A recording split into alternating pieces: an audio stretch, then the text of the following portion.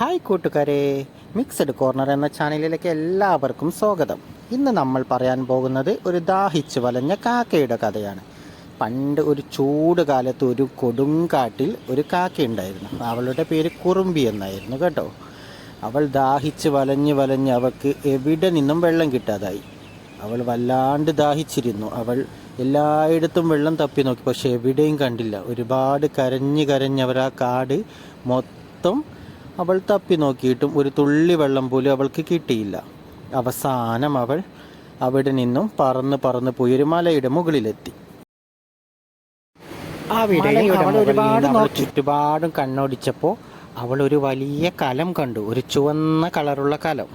അത് അവളുടെ ശ്രദ്ധയിൽപ്പെട്ടതും അവൾ ഒരുപാട് സന്തോഷിച്ചു കേട്ടോ. എന്നിട്ട് അതിൻ്റെ തൊട്ടടുത്തേക്ക് പോയിട്ട് അതിന് മുകളിലിരുന്നു.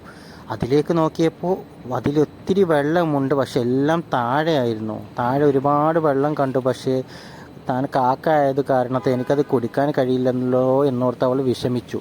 പക്ഷെ അവൾ ബുദ്ധിമതിയായിരുന്നു. അവൾ ഒരുപാട് ചിന്തിച്ചു, ഇനി എങ്ങനെ ഈ വെള്ളം കുടിക്കുമെന്ന്. അപ്പോൾ അവൾക്കൊരു ബുദ്ധി തോന്നിയത്, അവൾ ആ കലത്തിലേക്ക് കല്ലിട്ടാൽ കല്ലിന് കൂടെ വെള്ളവും പൊങ്ങി വരും, അപ്പോൾ തനിക്ക് കുടിക്കാലോ എന്നവൾ ചിന്തിച്ചു. അങ്ങനെ അവൾ വളരെ ബുദ്ധിമതിയായ അവൾ അവിടെ ചുറ്റുപാട് നോക്കിയപ്പോൾ ഒരുപാട് കല്ല് കണ്ടു കേട്ടോ. അങ്ങനെ ഓരോ കല്ലും അവൾ തൻ്റെ ചുണ്ടുകൊണ്ട് പെറുക്കി ആ കലത്തിലേക്ക് ഇട്ടു. അതിനനുസരിച്ച് വെള്ളം മുകളിലേക്ക് വന്നുകൊണ്ടേയിരുന്നു.